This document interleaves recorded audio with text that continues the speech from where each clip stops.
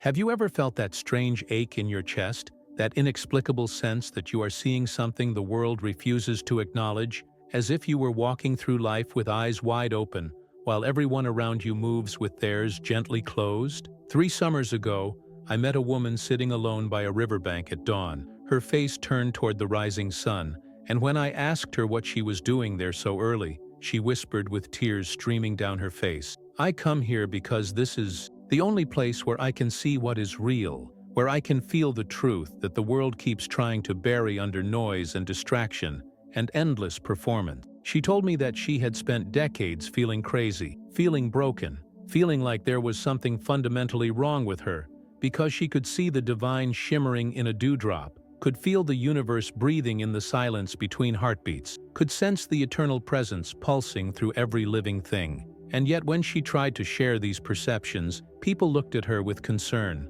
with pity, with the subtle suggestion that she needed help, that she needed to come back down to earth, that she needed to stop being so sensitive, so dramatic, so unbearably awake. This woman, without knowing it, was living the very truth that Walt Whitman spent his entire life trying to reveal. The truth that awakened souls see a reality so vast, so luminous, so undeniably sacred, that the sleeping world must hide it, must diminish it, must pretend it does not exist because to acknowledge it would shatter every comfortable illusion we have built around ourselves. The most powerful secret Whitman understood about awakened perception is not simply that some people see more deeply than others, but that this deeper seeing is actually our natural state, the original vision we were born with before the world taught us to look away, to narrow our gaze, to accept the small and the surface as the whole of existence. Whitman knew that awakened souls do not possess some special gift that others lack, but rather they have refused to surrender the gift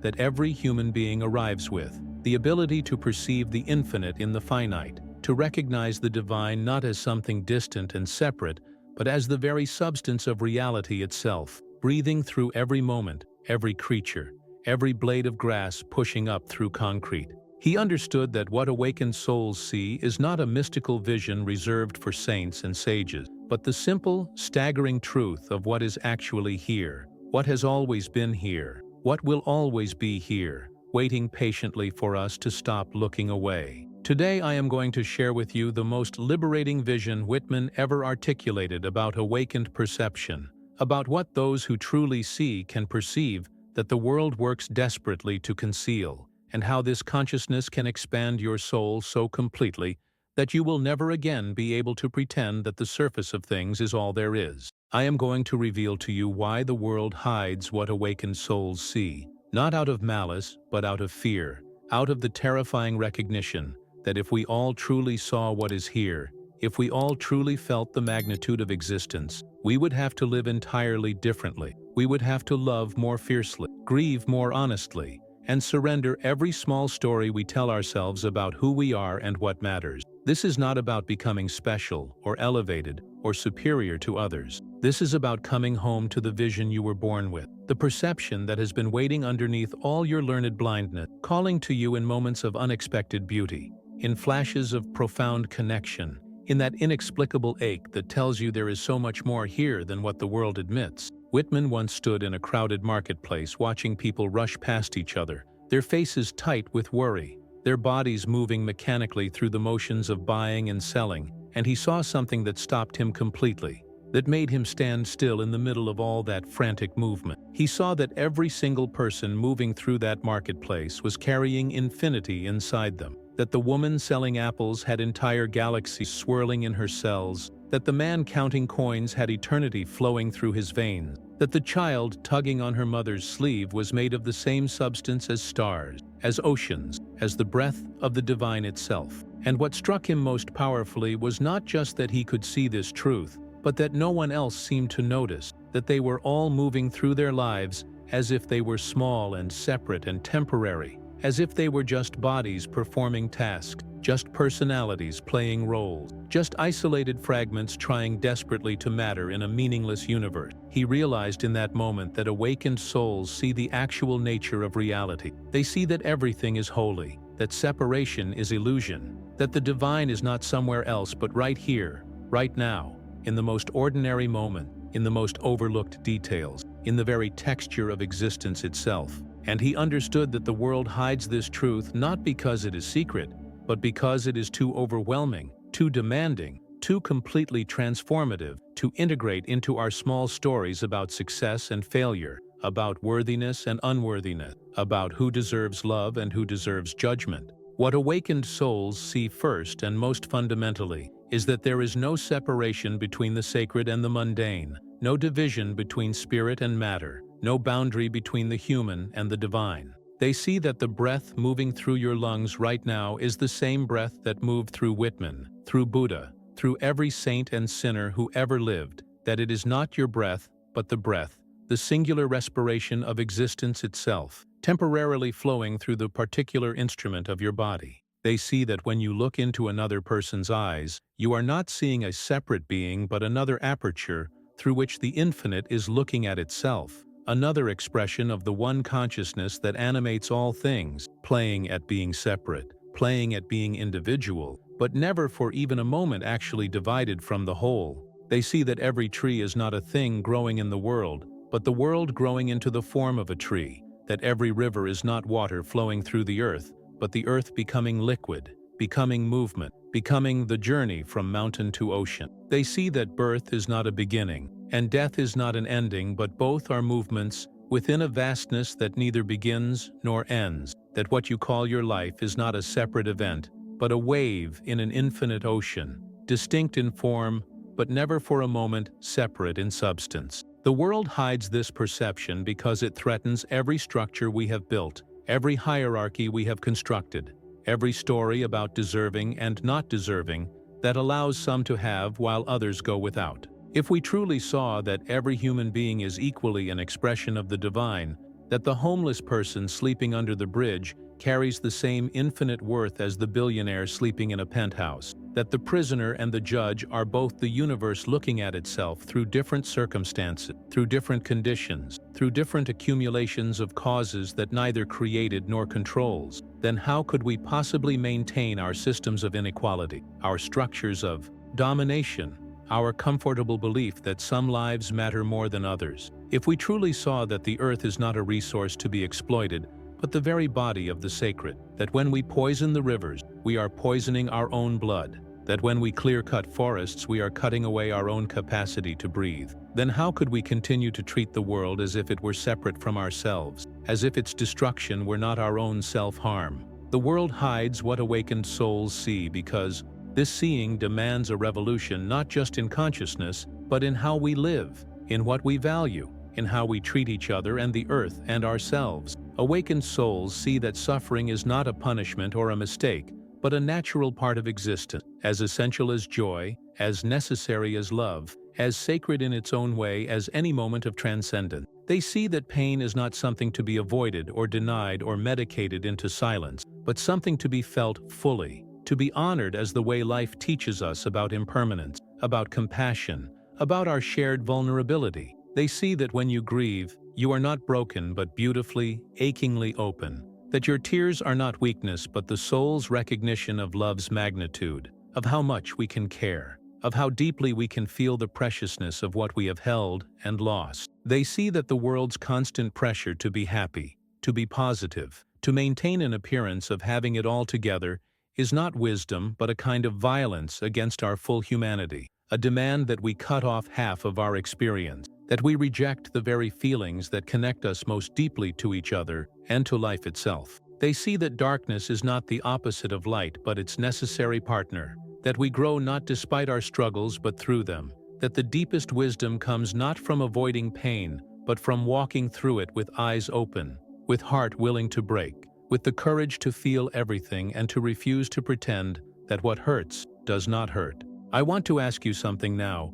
just between us, something I have been contemplating deeply since I first discovered Whitman's vision of awakened perception. In what moment of your life did you see something so beautiful, so true, so undeniably sacred that it made your heart ache, and yet when you tried to share it, when you tried to tell someone what you saw, they looked at you as if you were speaking a language they could not understand? I know that perhaps you have never shared this experience with anyone, because who could understand something so profound, so difficult to put into words, so easily dismissed as sentimentality or imagination? But, here, in this space, you are truly understood. Your perception is not too much, not too sensitive, not too far from reality, but rather it is the recognition of what is actually real underneath all our agreed-upon illusions. Your comment about awakened perception can be exactly the words someone needs to read today, to know they are not alone in seeing what others miss, in feeling what others have learned to ignore. Complete this sentence in the comments below.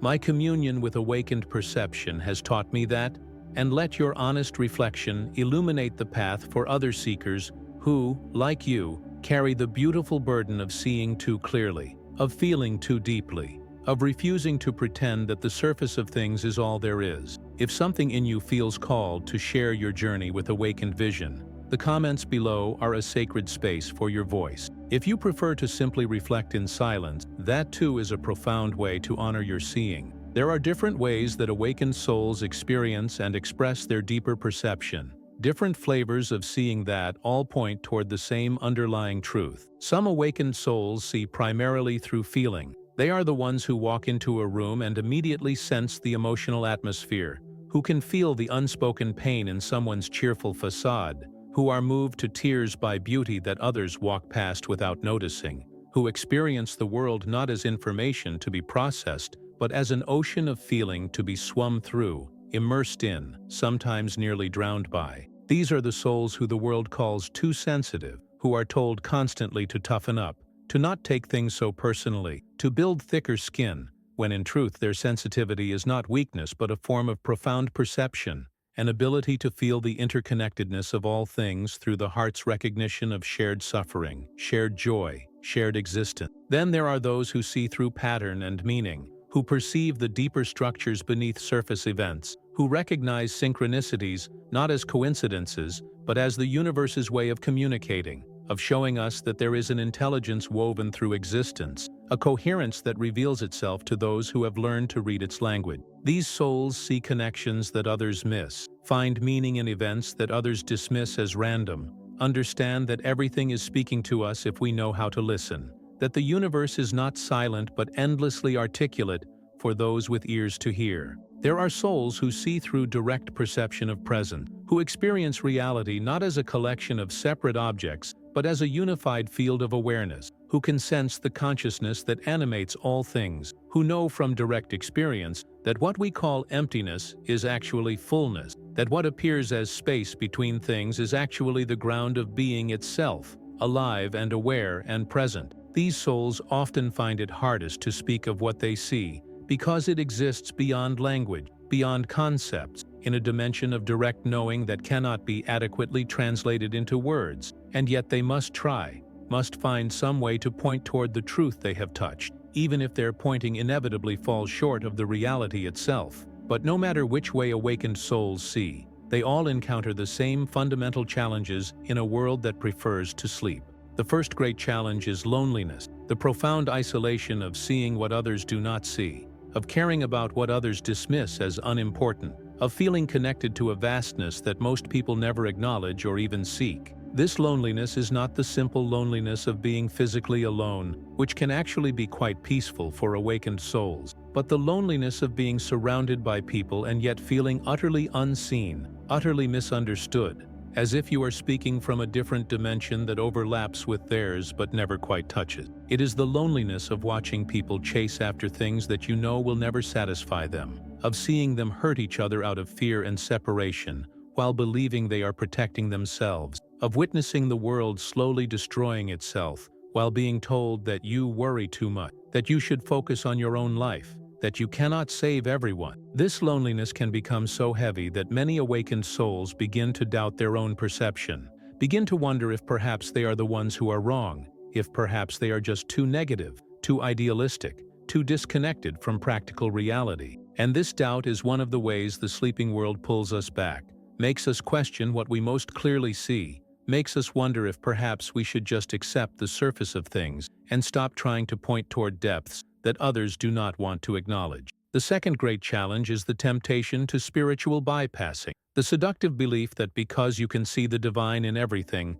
you should transcend your human messiness, your anger, your grief, your need, your very body itself. Many awakened souls fall into the trap of trying to live only in the light, of maintaining a constant state of peace and acceptance, of spiritually bypassing their own pain and calling it enlightenment when it is actually just another form of denial. Whitman understood this trap and refused it completely. He celebrated the body as much as the soul, embraced his contradictions rather than trying to resolve them into some false unity, allowed himself to feel everything, the ecstatic and the agonizing, the transcendent and the embarrassingly human. He knew that true awakening is not about escaping our humanity, but about embracing it more fully, about recognizing that the divine does not live only in our peak experiences and our moments of clarity, but also in our confusion, our desire, our foolishness, our spectacular failures to live up to our own highest vision.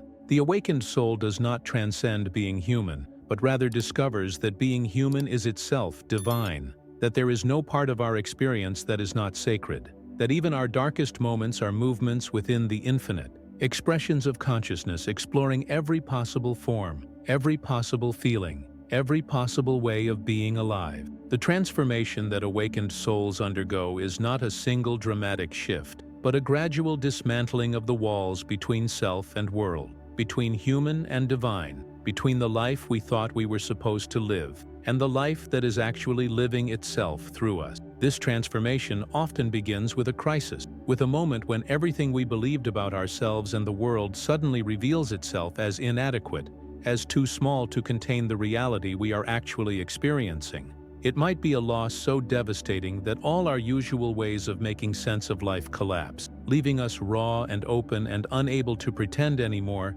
that we have any control. It might be an encounter with beauty so overwhelming that it cracks open our defended heart, showing us that we have been living in a tiny room of our own making when there are infinite landscapes waiting just beyond the door we have been afraid to open. It might be a sudden recognition that the life we have built, the identity we have constructed, the goals we have pursued, are all based on a misunderstanding of what we actually are, of what is actually possible, of what actually matters. Whatever initiates it, this transformation requires us to die to who we thought we were, to release our grip on the stories we have been telling about ourselves, to allow something larger than our small self to move through us and live as us. This dying is terrifying because we do not know what will remain when we let go of our familiar identity. We do not know if there will be anything left of us at all, or if we will simply dissolve into some formless vastness where the particular person we have been struggling so hard to be no longer exists.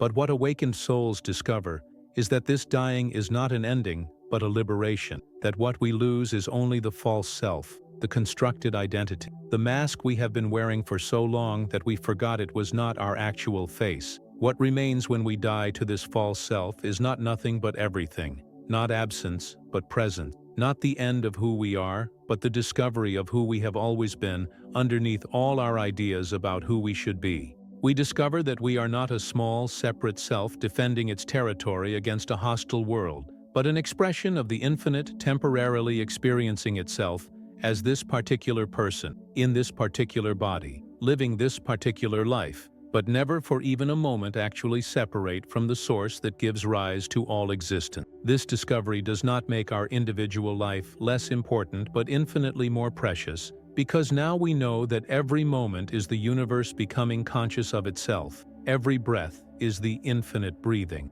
Every encounter is the divine meeting itself in disguised form. The wisdom that emerges from this transformation is not abstract philosophy, but practical guidance for how to live, how to love, how to be with what is without constantly trying to make it into something else. Awakened souls learn to trust their perception even when the world dismisses it, to honor what they see even when others cannot see it, to remain faithful to the truth that lives in their deepest knowing even when everyone around them is invested in a different story. They learn that you do not need anyone else's permission to see what you see, that you do not need external validation to trust your own experience, that the divine does not require a committee's approval before revealing itself to you. They learn to distinguish between the voice of ego which is always comparing, always defending, always trying to make them special or superior, and the voice of soul, which simply sees what is true, which recognizes the divine in everything without needing to claim ownership of this recognition.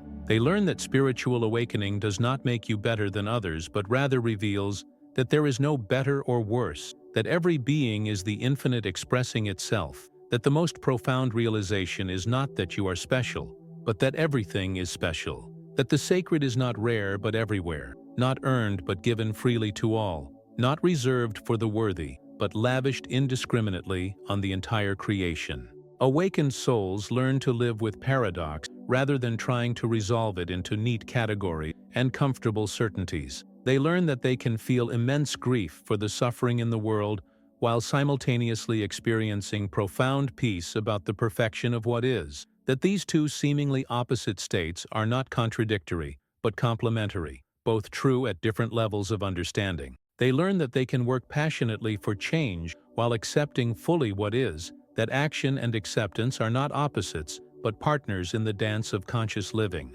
They learn that they can see through the illusion of separation while still honoring the reality of their particular perspective, that universal and individual are not contradictory, but nested within each other like waves within the ocean, distinct in form but never separate in substance. They learn to hold multiple truths simultaneously, without collapsing them into a false unity, to remain faithful to complexity rather than seeking the comfort of simplistic either-or thinking. The practice that supports this awakened seeing is not complicated, but it is not easy, because it requires us to remain present to what is actually happening, rather than escaping into our thoughts about what is happening, into our judgment, our interpretations, our endless mental commentary that separates us from direct experience. Whitman's practice was simply to notice, to pay attention, to let the world impress itself upon him without immediately filtering everything through his concepts and categories. He would stand for hours watching grass grow, watching water flow, watching people move through their lives, and he would let their reality enter him without resistance, without the need to explain or control or make sense of it all. This radical receptivity, this willingness to be penetrated by existence, is the foundation of awakened perception. It is a practice of setting down the burden of being the one who knows, the one who has it figured out, the one who can explain everything, and instead becoming simply the one who sees, who feels, who allows reality to reveal itself without demanding that it conform to our expectations or our beliefs about how things should be. Another essential practice is to regularly remember your own death, not in a morbid way, but as a way of recognizing the preciousness of this temporary existence, the miracle that you are here at all, breathing, feeling, perceiving this inexplicable gift of being alive. When you remember that this body will die, that everything you are attached to will eventually be taken away, that all your accomplishments and failures will ultimately dissolve back into the vastness from which they emerged,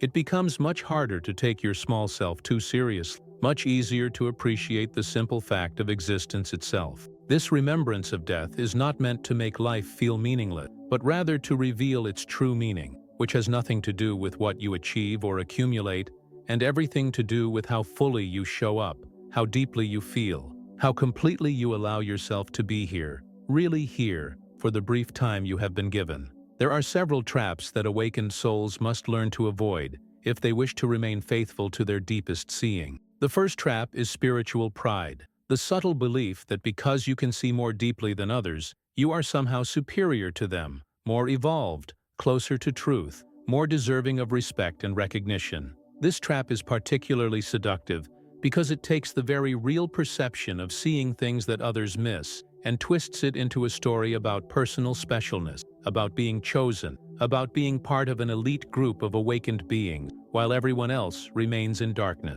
Whitman avoided this trap by recognizing that his capacity to see was not an achievement but a gift, not something he earned, but something that was given, and that if circumstances had been different, he might easily have been among those who could not see, who remained caught in conventional perception. He knew that the divine gives sight to whoever it chooses, without regard for worthiness, and that the appropriate response to receiving this gift is not pride, but gratitude, not elevation above others, but deeper compassion for those who still struggle in darkness, not of their own making. The second trap is what we might call mystical escapism. The temptation to use spiritual perception as a way to avoid engaging with the practical realities of life, with the messy challenges of relationships, work, money, health, all the ordinary human stuff that can seem so mundane compared to the vastness of awakened consciousness. Some awakened souls become so focused on the infinite that they neglect the finite, so devoted to unity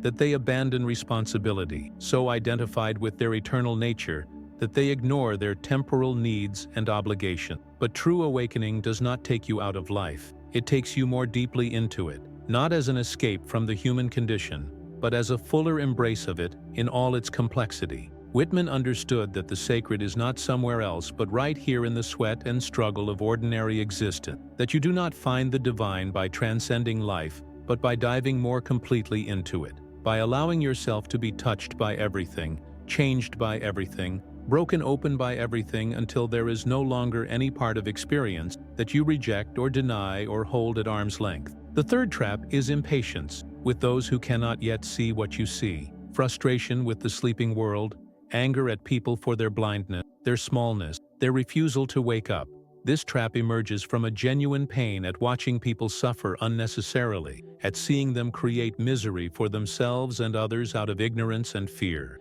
at witnessing the collective madness of a civilization that is destroying its own home. But this impatience ultimately comes from not seeing deeply enough, from still maintaining a separation between yourself and others, from not yet recognizing that everyone is exactly where they need to be in their journey, that consciousness wakes up according to its own timing, not according to our ideas about when it should happen. The awakened soul learns to hold the tension between seeing clearly what is wrong and accepting completely what is, between working for change and allowing things to unfold as they will, between having a vision of what could be and embracing fully what actually is right now in this moment. What awakened souls ultimately discover is that there is no separation between the one who sees and what is seen, between consciousness and its content, between the divine and the world it creates. They discover that awakening is not about achieving some permanent state of enlightenment where you finally escape from confusion and pain and arrive at eternal peace, but rather about recognizing that every state, every experience, every moment is already the divine expressing itself, already consciousness playing at forgetting and remembering, already the infinite exploring what it is like to be finite. This recognition does not mean that pain stops hurting, or that grief stops grieving, or that human struggles cease to be difficult, but it places all of these experiences within a larger context where nothing is wrong, where even suffering is sacred, where the entire drama of existence is the divine loving itself into being through every possible form, every possible feeling, every possible story. This is the ultimate secret that Whitman understood and tried so desperately to communicate, that you are not a human being having an occasional spiritual experience, but rather you are the infinite temporarily experiencing itself as a human being. You are not a wave trying to become the ocean, but a wave that has always been ocean. You are not seeking the divine because you are separated from it, but rather the divine is seeking itself through you, playing hide and seek with itself, creating this entire magnificent illusion of separation so that it can experience the joy of reunion, the ecstasy of recognition, the profound relief of coming home to what you never actually left. Every moment of your life, every breath, every thought, every feeling, no matter how mundane or profound, is this cosmic play, this divine game, this infinite creativity expressing itself through the unique instrument of your particular consciousness. You are not witnessing creation. You are creation witnessing itself. You are not experiencing the sacred. You are the sacred experiencing itself. You are not seeking truth. You are truth seeking itself through the beautiful limitation of your human perspective. The world hides this truth because it is too vast to be contained, too overwhelming to be fully grasped, too demanding to be easily integrated into our small plans and personal agenda. The world hides this truth because if we truly knew it, if we truly lived it, we would have to release our grip on everything we think we know, everything we think we need, everything we think we are. And this releasing feels like death, even though it is actually birth. Feels like loss, even though it is actually finding. feels like the end even though it is only and always beginning. But awakened souls have made this crossing, have walked through that seeming death and discovered that what waits on the other side is not annihilation, but liberation. Not the end of who you are, but the beginning of knowing who you have always been, vast and luminous and eternally present, temporarily playing at being small, temporarily pretending to be lost, temporarily forgetting your own infinite nature, so that you can experience the incomparable joy of remembering, of recognition, of awakening to what has always been true. If these words about awakened perception have touched that silent space in your heart